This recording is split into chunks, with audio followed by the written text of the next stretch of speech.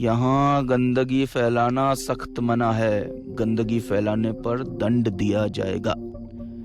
तो ये कारण है इस सफाई का। कोई बात नहीं, मेरे पास कुछ पॉली बैग्स हैं, हम अपना कचरा उसमें डाल लेंगे। अबे ओ, हम यहाँ मस्ती करने आए हैं और मस्ती संस्कारी बनकर नहीं की जा सकती। जो होगा होने देंगे, बाकी सरकारी नौकर आएंगे, सुबह साफ कर देंगे। चलो अब माहौल बनाते हैं। जिंदगी की एक बात गांठ बांध लो बच्चों, यदि तुम देश को स्वच्छ रखना चाहते हो तो उसमें केवल सरकार की ही नहीं बल्कि देश के हर एक नागरिक की भी भागीदारी होती है। जो नागरिक अपनी इस भागीदारी से बचते हैं उसकी जरूरत न तो देश को होती है, न धरती को, और न ही टूनागढ़ के किले को। चीयर्स। अबे कमीने, चल अब तू लुढ़का अपनी बोतल। अरे नहीं यार, तूने पढ़ा ना बोर्ड पर क्या लिखा है? गंदगी फैलाना सख्त मना है। हम गंदगी नहीं फैलाएंगे। अबे ये फट्टू है साला, डरता है कहीं कोई इसे पकड़ ना ले। फट्टू। मैं फट्टू नहीं हूं रे, पर वो बोर्ड। अबे चलना, अब सफाई मत दे। तू फट्टू है तो है, मैं फट्टू नहीं हूं।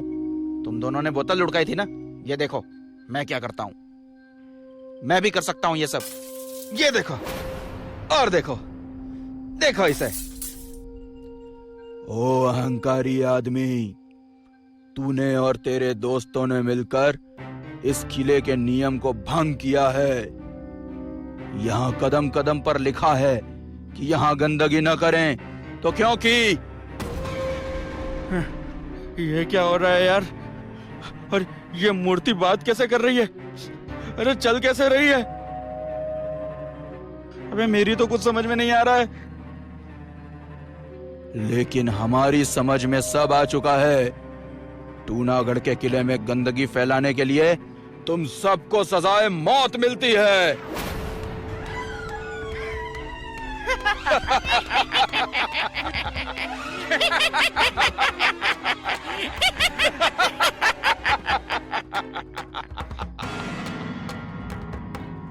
ये सब क्या नौटंकी है? तुम दोनों ने ये सब किया है मुझे डराने के लिए। किसी ने कुछ नहीं किया मूर्ख अहंकारी आदमी, तुम तीनों ने किया है। मरने के लिए तैयार हो जाओ।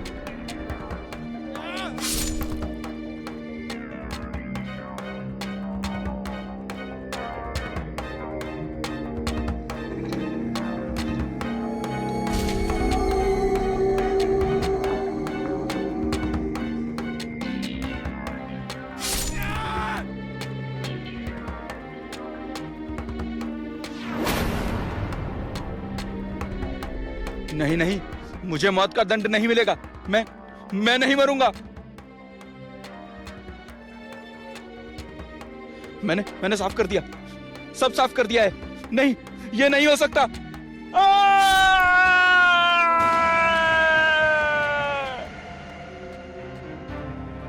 तो आज के बाद किसी भी किले में जाकर गंदगी फैलाने से पहले ये सोच लेना कि अगर वो किला भी टूनागढ़ की तरह सफाई पसंद हुआ तो तुम भी मौत का शिकार हो सकते हो। जी कहिए। बाहर खड़ी हुई लड़की अचानक पलटती है और अपने बालों को हटाती हुई बोलती है, ओह हाय, मेरा नाम संजू है। इस लड़की की शक्ल देखते ही विष्णु डर जाता है। इसकी शक्ल बिल्कुल ख्वाबों वाली लड़की जैसी थी। तुम तो अभी जी आप मुझे जानते हैं? हाँ, जी नहीं, आपकी शक्ल किसी से बहुत मिलती है। एक पल के लिए मैं धोखा सा खा गया था। बाय द वे, मैं क्या कर सकता हूँ आपके लिए? मैं इस शहर में नई हूँ। बारिश में मेरी स्कूटी खराब हो गई है। क्या मैं बारिश रुकने तक आपके यहाँ रह सकती हूँ? ऐसा सुनते ही विष्णु सोच में पड़ जाता है। एक अनजान लड़की को घर में लाना सही नहीं है विष्णु, मना कर दे। विष्णु के घर जादू टूने वाली मुसीबत उसके घर उसकी इजाजत से ही प्रवेश कर सकती थी। विष्णु की विचार शक्ति ने उस मुसीबत से बचने की ठान ली थी, मगर विष्णु ऐसा नहीं कर सका। उसने अपने ही विचार को हराकर मौत को अपने घर में पनाह दे दी थी। आप यही सोच रहे हैं ना कि एक अनजान लड़की को घर में कैसे आने दूं? कोई बात नहीं, आप आराम कीजिए, मैं यही खड़ी हूँ। बारिश रुकते ही चली जाऊंगी। Thank you. अरे नहीं, ऐसा कुछ नहीं है, आप अंदर आइए, लेकिन एक शर्त है। ऐसा कहते हुए विष्णु दरवाजा खोलता है और संजू को अंदर आने के लिए कहता है। संजू घर में पैर रखती है। शर्त? जी, आपको मेरी एक कहानी ध्यान से सुननी होगी। मंजूर है। आइए, अंदर आइए। संजू हॉल में आती है और इधर उधर देखती है। विष्णु वहीं पास में ही एक दीवार पर टंगी हुई टॉवल संजू को देता है। ये लीजिए तौलिया, पोंछ लीजिए। कौन सी कहानी सुनाना चाहते हैं आप? देखिए, आपको थोड़ा अजीब लगेगा, लेकिन ये सच है।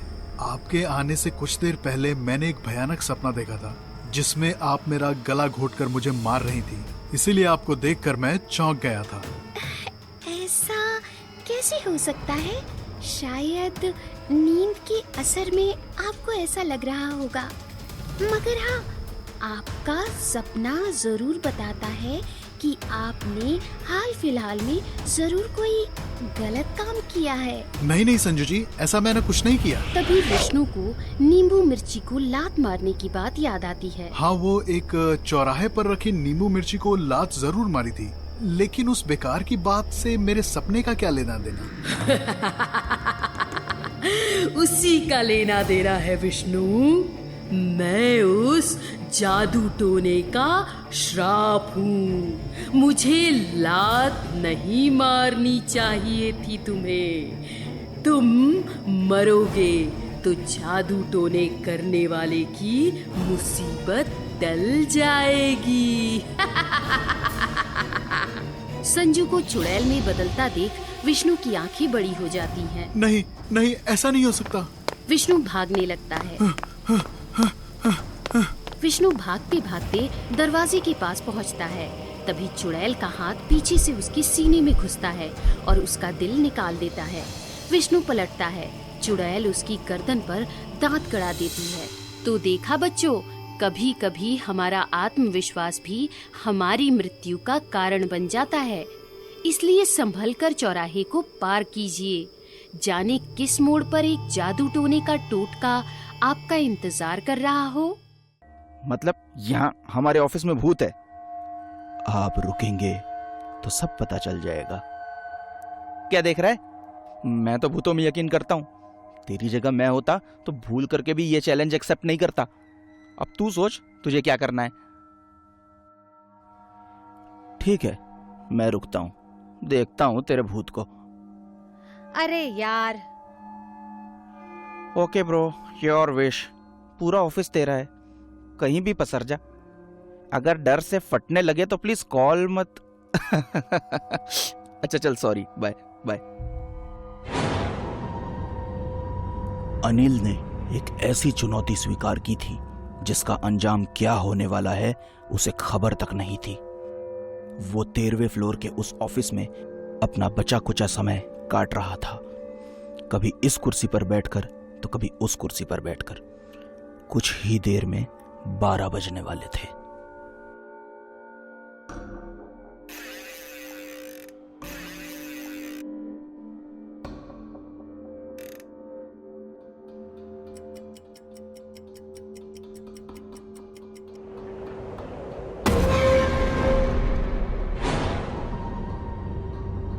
ये विजय तो विजय, साला चपरासी भी कमीना है। बेकार में ही ये चैलेंज लिया। इतने बड़े ऑफिस में तो कोई भी रात में अकेला होगा तो डर जाएगा। प्यास लगने लगी यार।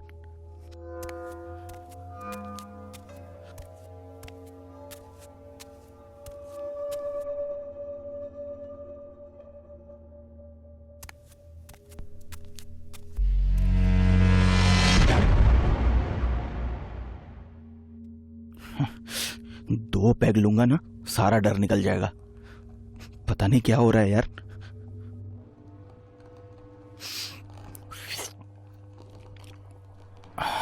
अब मजा आएगा।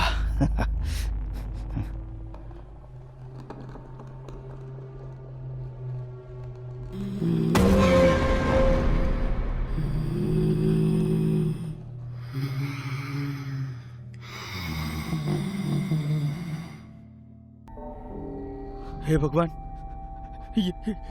ये क्या हो रहा है? भूत जी, अगर आप सच में हैं तो आई एम सॉरी, मुझे माफ कर दो। अनिल माफी तो मांग रहा था, लेकिन उसे क्या पता था जिंदगी और मौत का खेल तो शुरू हो चुका है। और उस खेल में सिर्फ एक वही नहीं था, और भी 3 जिंदगियां शामिल होने जा रही थी।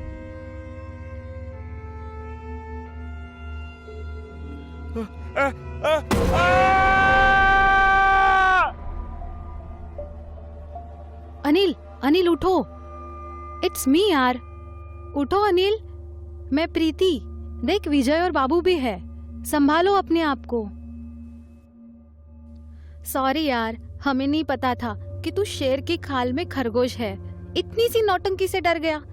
एनीवेज, हम तेरा अप्रैल फूल बना रहे थे। अरे सॉरी बोला ना यार, माफ कर दे भाई। अरे इट्स ओके वगैरह कुछ तो बोल। और ये तू पीछे क्या देख रहा है?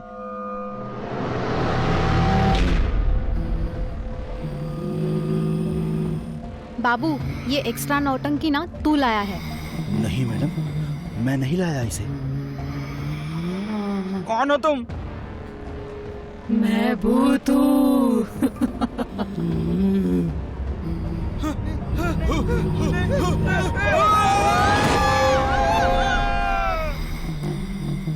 ये कहानी सीख है उन लोगों के लिए जो भूत प्रेत को नहीं मानते, और ये कहानी सीख है उन लोगों के लिए भी जो अपने मजाक के लिए किसी के साथ भी कुछ भी कर जाते हैं।